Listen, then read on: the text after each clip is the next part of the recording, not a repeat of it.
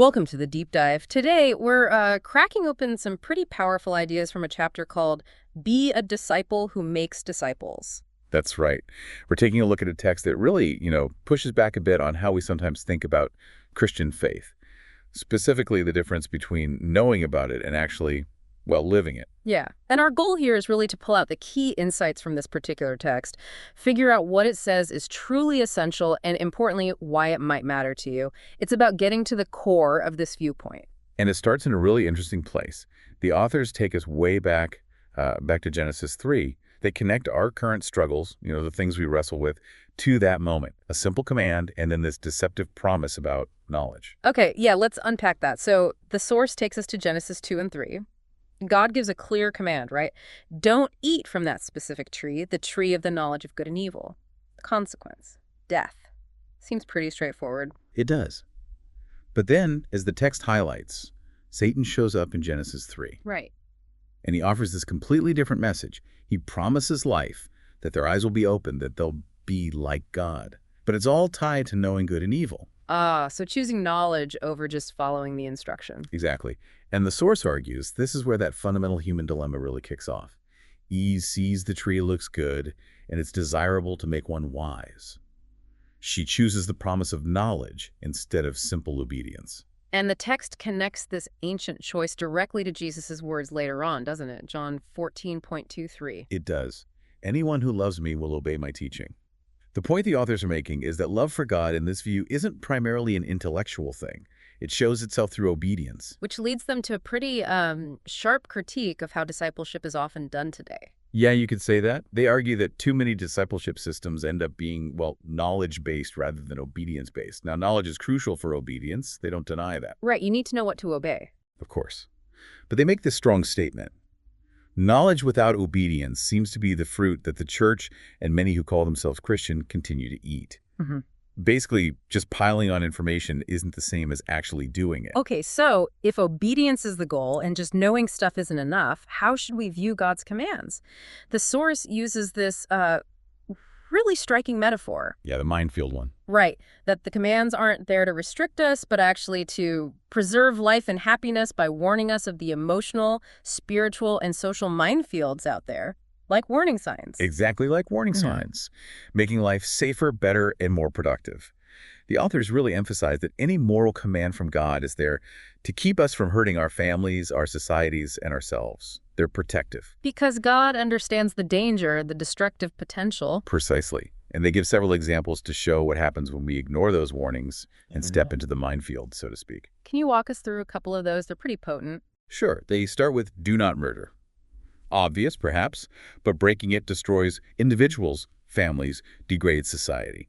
And in the source's view, it puts both the murderer and the victim in a position facing eternal consequences.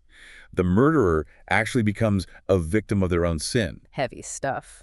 Then there's do not commit adultery. Again, the text points to destroyed families, major financial impacts, the erosion of trust in all relationships, and just this long negative shadow cast over everyone's future. What about stealing? Do not steal. It disrupts victims' lives, sometimes completely devastating them, but it also pollutes the life of the thief. They live in fear or become hardened. And the authors argue it damages the whole economy, society. They even suggest, the cost of living would drop if theft just stopped. That's an interesting thought. They also mention not getting drunk, specifically losing control. Right, because losing control, losing your inhibitions, just leads to trouble. The text talks about the victims and perpetrators of drunk driving accidents, how it connects to homelessness, poverty, abuse. Their statement is stark. No victimless disobedience. Yeah. Every choice has ripples. And pride. Disobeying the call to think of others as better than yourself. They call pride one of the most destructive things. It puts me at the center of everything.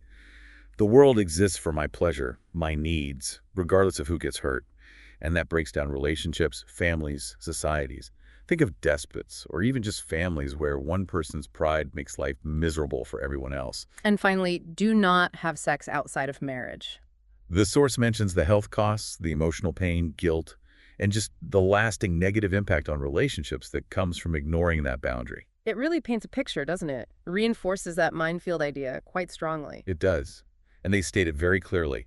Just like an activated mind, every broken command of God triggers destruction. But they're careful to point out who is doing the destroying. Yes, very important point. They stress it is our actions doing the destruction, not God.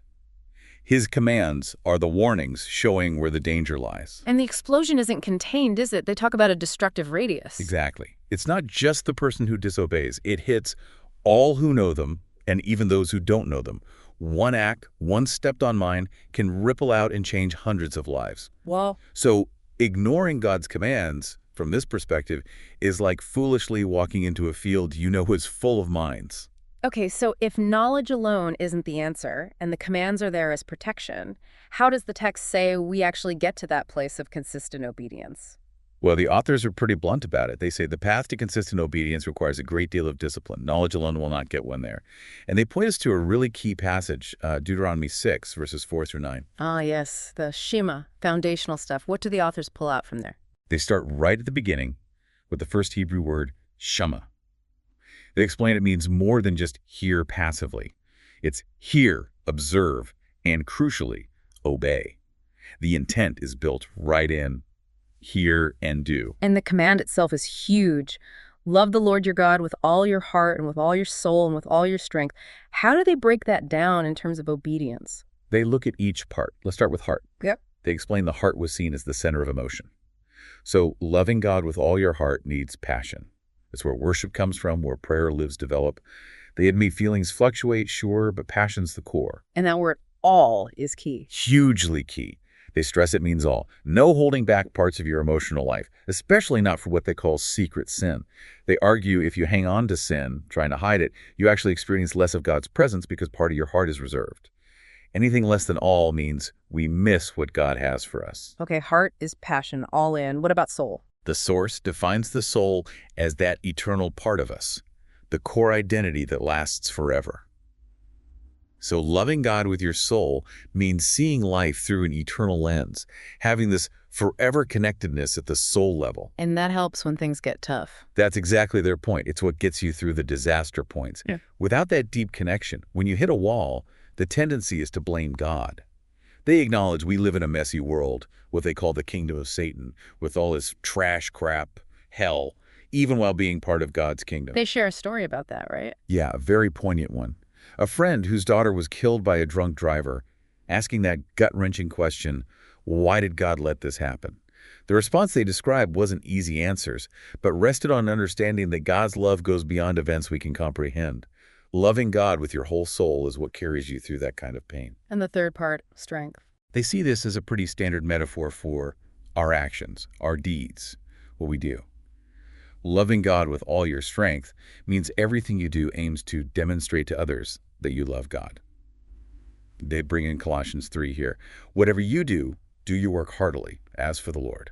That idea. So heart, soul, strength, total love. Then the passage adds, these commandments are to be on your hearts.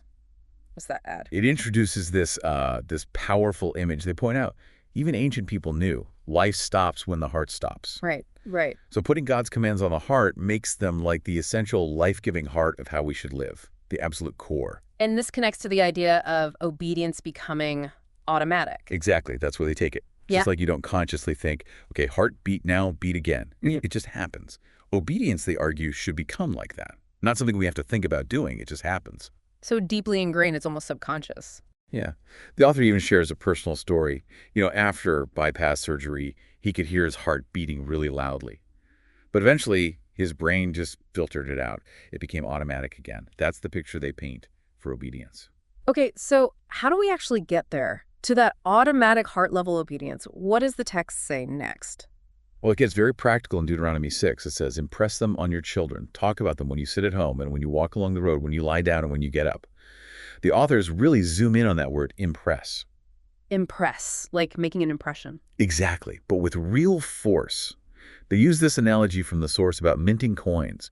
It takes huge pressure, 50 tons done twice, they mention, to stamp an image onto metal so it lasts basically forever unless the metal itself is destroyed. Wow. That's the kind of deliberate, forceful, consistent effort they say is needed to impress God's love and his commandments upon our children. And then they mean both biological children and, spiritual children, people you mentor. And that happens through constantly talking about and living these commands when you sit at home, when you walk along the road, all the time, basically. Right. The picture here is one of relentless consistency. What we think, say, and do at home should be the same as what we think, say, and do when we're away. Your character doesn't change based on who's watching or where you are. Public, private, it's all the same. Yes. And they argue that this consistent living is the most powerful way to impress on another human being the importance of knowing the Lord. It's the lived reality that convinces. They give some pretty stark examples of when that doesn't happen, don't they? The lack of consistency. They do. They talk about a pattern they've noticed in some wayward MKs, missionary kids, whose parents sadly were not the same people at home as they were in public. Like saying one thing but doing another. Yeah, like telling the kids, don't watch R-rated movies, but having a stash hidden away. Or talking about loving your neighbor at church, but then yelling and screaming at home. That disconnect, they argue, is incredibly damaging to faith. They even share their own small example about setting parental controls immediately. Right, on their satellite TV. Setting a code they couldn't easily override to ensure consistency, avoid awkward moments with guests, and just live out their values openly. Their conclusion is really strong. Absolute consistency is required if you want to impress God's love and commands on your physical and spiritual children. And they suggest mentors and mentees should spend real time together in homes to see that consistency. Yes, exactly. To see how life is actually lived, not just the polished version. Okay, beyond living consistently, the passage talks about symbols. Tie them as symbols on your hands and bind them on your foreheads. Write them on the door frames and on your gates. How do the authors interpret that? They see it as, well, a little bit more than just symbolism, more active than just decoration. Okay, let's take the forehead first. What's the idea there? They interpret this as being primarily for others to see, not you. It's about publicly showing your commitment, your devotion to God within your culture. They mention Jewish phylacteries as an example. So being openly spiritual. Yes, publicly, conspicuously spiritual, showing you're sold out 100% to God. And they argue, if you hide your faith, well, no one's going to ask you about it. But if you live it openly, conspicuously, then people who are seeking spiritual reality might look at your life and see if it's genuine. Interesting. And the hands? What about symbols on the hands? These are seen more as personal reminders about your identity and your behavior, things for you to see and remember. The authors give modern examples like setting phone reminders for Bible study or alarms to get up and move, or even just asking their spouse regularly, hey, what did you learn in your study today? Active reminders, not just passive ones. Exactly. They stress that, not just a verse on the wall you stop noticing after a week. It needs to be active. And they add that a mentor acts as an active reminder for a mentee, and often vice versa too. Okay, last one. Door frames and gates. Here they use this metaphor of the Hebrew home being like the tabernacle, a holy space. What people see on the outside, at the gate, should match what's inside, represented by the doorposts. The writing symbolizes the sentiments and actions of the home. So what you declare yourself to be publicly matches the reality inside. Precisely. The declaration of who you are really is who you are. And it's this kind of deep, thorough consistency, they argue, that impresses our God onto the lives of our children. So this whole package, the automatic obedience, the consistency, the visible reminders, it's not just about personal growth. It directly links to making disciples. That's the absolute core connection they make. They state it quite bluntly. If we are not who we're supposed to be all the time, then God will not use us to bring the gospel to others. Now, they acknowledge God can work whoever he wants, use anyone. Sure, there are always exceptions. Right. But they emphasize our responsibility to live conspicuous, consistent spiritual lives that are open to examination at any time. And the source includes that powerful story about the author's own experience, where ministry actually grew during really hard times. Yes, during periods of extreme spiritual stress. And they explain why. It was because people were watching closely. How did he handle his father's death while overseas? Yeah. How did he react when he got kicked out of one country and then later another? They saw the raw emotion, but also how he handled it. Exactly. They saw fear, anger, frustration, real human emotions. But they also saw him appropriately talk through those emotions rather than acting out in destructive ways. And they also mentioned that when mistakes happened, apologies actually carried more weight. Right, because the apologies had power because they were part of consistent life. It wasn't just words. It fit the overall pattern. These tough life events, the authors say, essentially cry out, I am the person I'm asking you to be. It's like that idea of Paul saying, imitate me, but lived out. Yeah, exactly. Their bottom line is stark. It's our lives that say we belong to God. Hmm. If our lives don't match up, if there's inconsistency, the message we send, perhaps unintentionally, is you don't have to really belong to God to be part of this group, which undermines the whole point. Which leads directly to that really challenging conclusion in the text. Disciple making and church planting don't begin with a strategy, they begin with me. The fundamental question isn't about methods, it's deeply personal. Mm-hmm. Am I the person God called me to be? If I'm not, what do I have to change to become that person?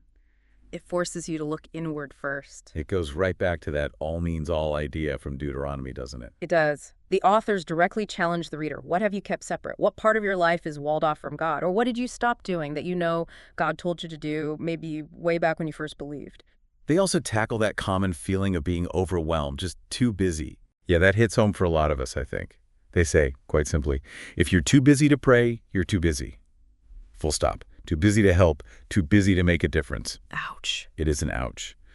They suggest we often spend our time doing the things that make us feel important rather than being the people God needs us to be.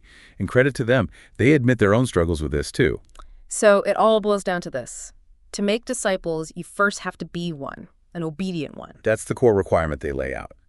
You have to be an obedient disciple of Jesus. Yeah. Not because others think so, but because you love Jesus more than anything. It has to come from that deep love. Wow. So quite a journey through this text. We started with that fork in the road back in Genesis, knowledge versus obedience. We saw commands reframed as protection, like minefield warnings. Then that deep dive into Deuteronomy 6, loving God with everything, heart, soul, strength, aiming for this automatic heart-level obedience. Right. And then we explored how the authors argued that getting there requires this radical consistency, public, private, all the time, reinforced by active reminders, and a willingness to live our faith visibly. And how navigating struggles consistently becomes maybe the most powerful testimony, impacting our ability to actually lead others to faith. The central argument we've unpacked from this source is pretty clear. Real discipleship, in their view, isn't just about head knowledge. It's about embodying the commands, living them out automatically, consistently, visibly, all flowing from loving God completely. And they leave us, and you listening, with that really provocative challenge, going back to those core questions. What have we kept out of our relationships with God? What have we stopped doing that God told us to do? If disciple-making really starts with me being the person God calls me to be, as this text argues, well, what's one small, consistent change you could make starting today to impress God's commands more deeply on your life, and maybe, just maybe, on the lives of those watching you?